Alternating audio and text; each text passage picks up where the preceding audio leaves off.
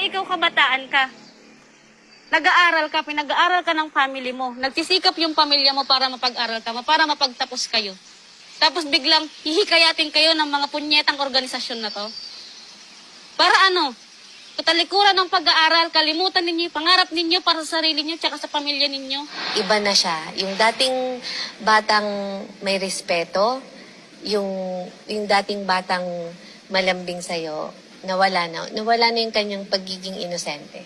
Matigas na siya, na parang kaya niya na yung sarili niya, yung pagiging disrespectful niya. Natututo sila na lumaban sa kanilang magulang. Natututo sila na suwayin yung mga magulang nila. Kasi nga, ang itinatatak na sa utak nila ng kilusan, ipinanganak ka lang ng magulang mo. Pero may sariling isip at puso ka na kayang magpasya. Kaya hindi kanya pag-aari. Katawan mo yan. Ikaw ang magpapasya niyan. Naisip ko sa sarili ko na itong anak ko matalino, so makakapag-isip siya ng tama.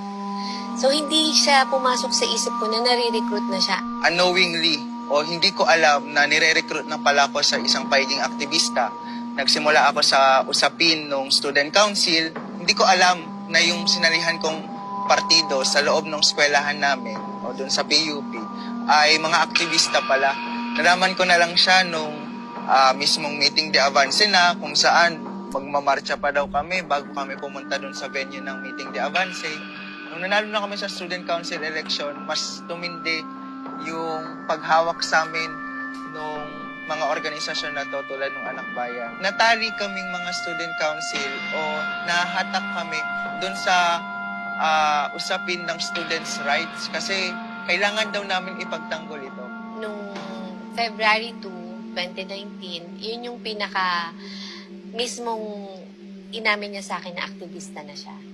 At ang masakit dun sa salita na yon, ang sabi niya sa akin, wala na akong magagawa.